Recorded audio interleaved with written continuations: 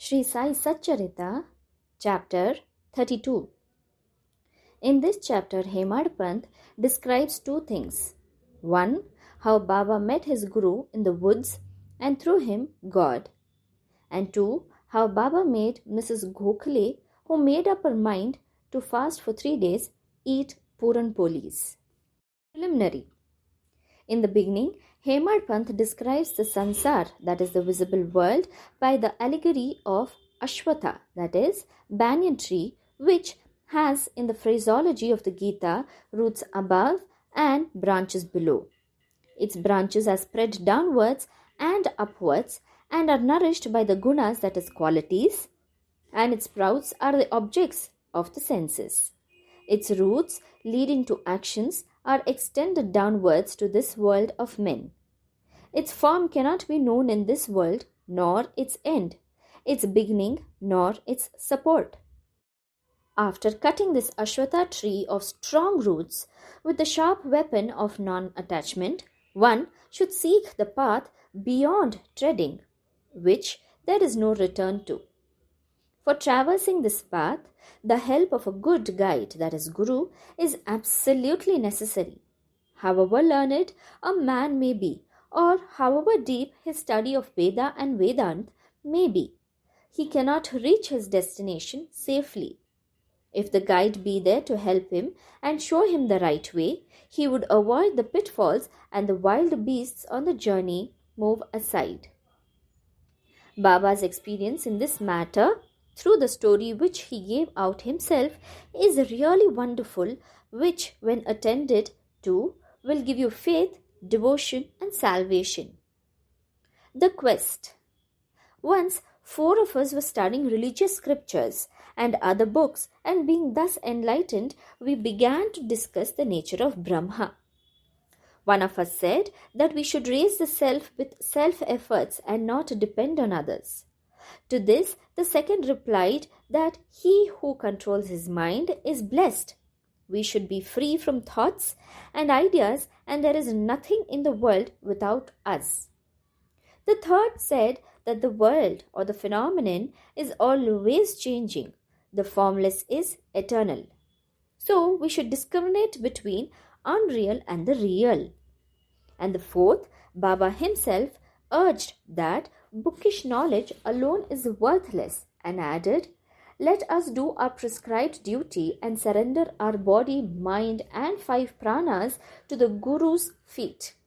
Guru is God, all-pervading. To get this conviction, strong unbounded faith is necessary. While discussing in this way, we 4 learned men began to ramble through the woods in the quest of God. The 3 wanted to make the quest with their free and unaided intellect. On the way, a Vanjari, that is a man who trades in certain things such as grain, etc., by carrying them on bullock, met us and asked us, "It is hot now. Where and how far are you going?" "In the woods," we replied. He inquired, "On what quest are you bound?" We gave him an ambiguous and evasive reply. On seeing us rambling aimlessly, he was moved and said, "Without knowing the woods fully, you should not wander at random. If you want to walk through forests and jungle, you should take a guide with you. Why do you exert yourselves unnecessarily during this hot noon sun? You may not give out to me your secret of the quest, still you can sit down, eat bread, drink water, take rest and then go. Be always patient at heart." Though he spoke so tenderly, we discarded his request and marched on. We thought that we were self-contained men and needed nobody's help. The woods were vast and trackless. The trees therein grew so close and tall that the sun rays could not penetrate through them. So we lost our way and wandered here and there for a long time. Ultimately, through sheer good luck, we came back to the place from where we started. The Vanjari met us again and said, "By relying on your own cleverness, you missed your way. A guide is always necessary to show us the right way in small or great matters, and no quest can be successfully carried out on an empty stomach. Unless God wills it, no one meets us on the way. Do not discard offers of food. Served dish should not be thrust away. Offers of food should be regarded as auspicious signs of success.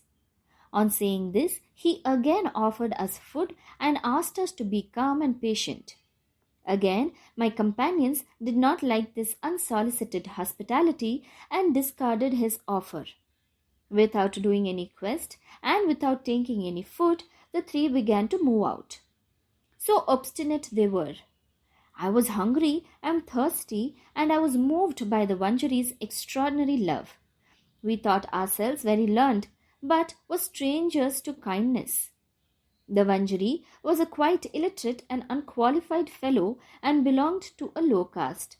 Still, he had love in his heart and asked us to eat the bread. In this way, he who loves others disinterestedly is really enlightened. And I thought acceptance of his hospitality was the best beginning of getting knowledge. So, very respectfully, I accepted the loaf of bread offered and ate it and drank water. Then, lo, the Guru came and stood before us. What was the dispute about? He asked, and I told him everything that had happened. Then he said, "Would you like to come with me? I will show you what you want, but he alone who believes in what I say will be successful." The others did not agree to what he said and left him, but I bowed to him reverently and accepted his dictum. Then he took me to a well, tied my feet with a rope, and hung me, head downwards and feet up, from a tree near the well. I was suspended 3 feet above water, which I could not reach with my hands or with my mouth. After suspending me in this manner, he went away, no one knew where. After 10 or 12 gathakas, that is 4 or 5 hours, he returned and, after taking me out quickly, asked me how I fared. In bliss supreme I was. How can a fool like me describe the joy I experienced? I replied. On hearing my answer, the Guru was much pleased with me, drew me near him, and stroking my head with his hand, kept me with him. He took care of me as tenderly as a mother bird does of her young ones. He put me into his school. How beautiful it was! There I forgot my parents, all my attachment was snapped, and I was liberated easily. I thought that I should embrace him and keep staring at him always. If his image was not fixed in my eyes, I would better be blind. Such was the school. No one who entered it once could return empty-handed. My Guru became my all in all, my home, father and mother, everything. All my senses left their places and concentrated themselves in my eyes, and my sight was centered on him. Thus, my Guru was the sole object of my meditation, and I was conscious of none else.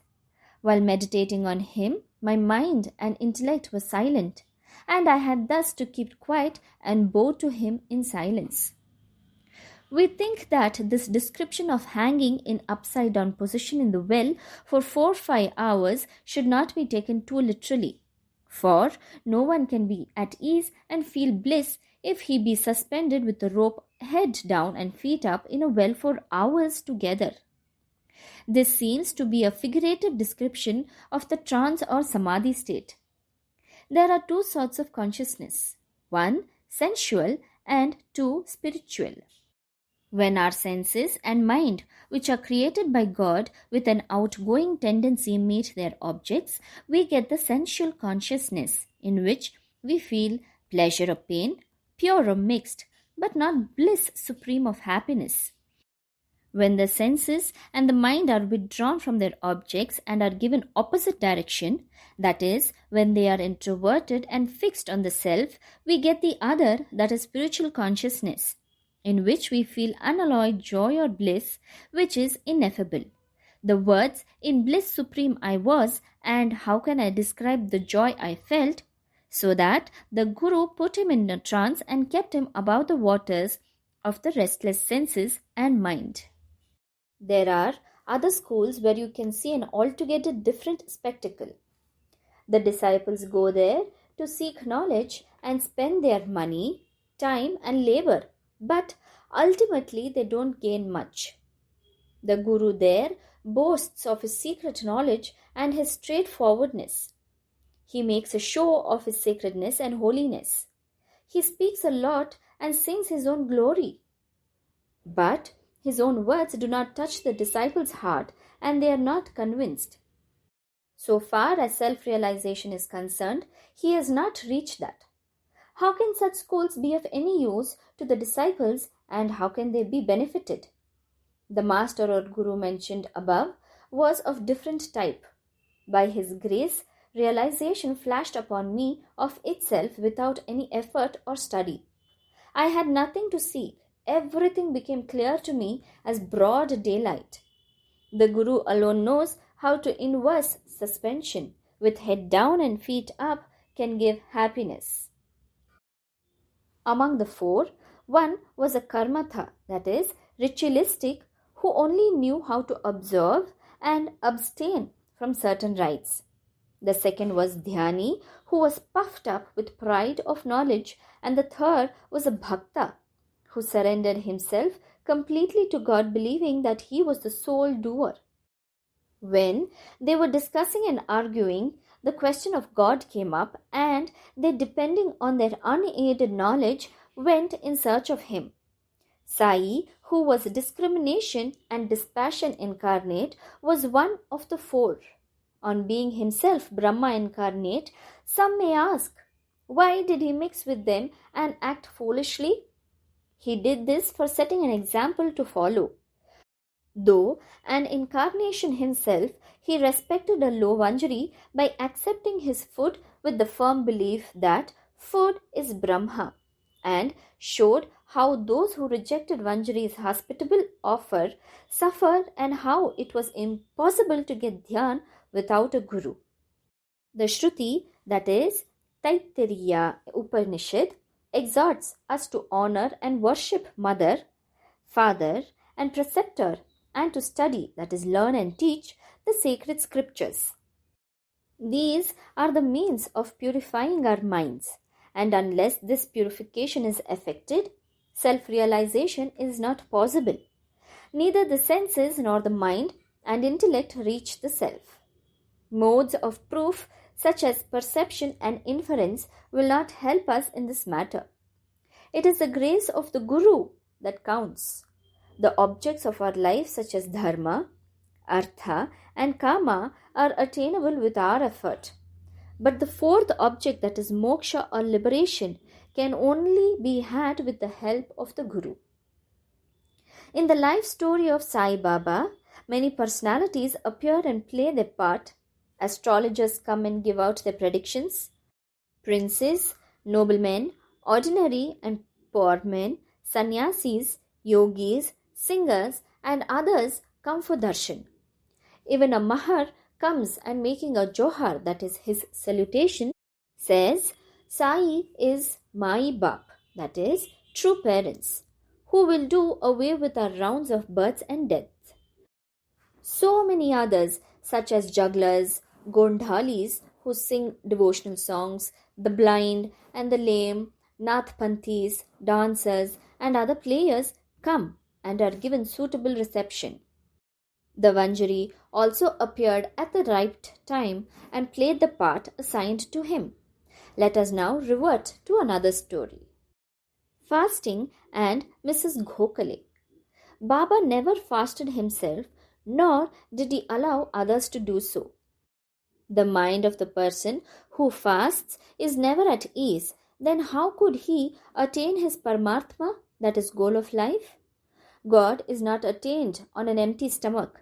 First, the soul has to be appeased. If there is no food in the stomach and nutrition, with what eyes should we see God? With what tongue should we describe His greatness? And with what ears should we hear the same? In short, when all our organs get their proper nutrition and are sound, we can practice devotion and other sadhanas to attain God. Therefore, neither fasting nor overeating is good. Moderation in diet is really wholesome, both to the body and mind. One Mrs. Gokhale came to Shirdi with an introductory letter from Mrs. Kashibai Kanitkar, that is a devotee of Baba, to Dada Kelkar. She came to Baba with a determination to sit at Baba's feet and observe a 3 days fast. The previous day, Baba said to Dada Kelkar that he will not allow his children to starve during the Shimga, that is Holi. Holi is the festival of colors Hindus celebrate every year. And that if they had to starve, why was he there? Next day, when the woman went to Dada Kelkar and sat at Baba's feet, Baba at once said to her, "Where is the necessity of fasting? Go to Dada Bhatt's house, prepare the dish of Puran Polis, feed his children and yourself too." Puran Polis are wheat rotis with gram flour and jaggery. Shimga holidays were on. Mrs. Kelkar was then going through her menses and there was nobody to cook in Dada Bhatt's house. So, Baba's advice was very timely. Then, Mrs. Gokhale had to go to Dada Bhatt's house and prepare the dish as directed. She cooked that day, fed others and herself. What a good story and how beautiful its import. Baba's Sarkar. Baba gave a story of his boyhood as follows. When I was a youngster, I was in search of bread and went to Beed. There I got an embroidery work. I worked hard, sparing no pains. The employer was much pleased with me. 3 other boys worked before me. The first got 50 rupees, the second 100, and the third 150, and I was given twice the total amount of this, that is 600 rupees. After seeing my cleverness, the employer loved me, praised me, and honored me with a full dress, a turban for the head, and a shela for the body, etc. I kept this dress intact without using it. I thought that what a man might give does not last long, and it is always imperfect. But what my Sarkar or God gives lasts to the end of time. No other gift from any man can be compared to his. My Sarkar says, "Take, take," but everybody comes to me and says, "Give, give." Nobody attends carefully to the meaning of what I say. My Sarkar's treasury, that is spiritual wealth, is full, it is overflowing. I say, dig out and take away this wealth in cartloads. The blessed son of a true mother should fulfill himself with this filth. The skill of my fakir, the leela of my lord, and the aptitude of my Sarkar is quite unique. What about me? Body will mix with earth, breath with air. This time won't come again. No matter where I go or where I sit, Maya always troubles me much. Still, I am always anxious for my men. He who does anything, that is spiritual endeavor, will reap its fruit, and he who remembers these words of mine will get invaluable happiness. Om Sai Ram.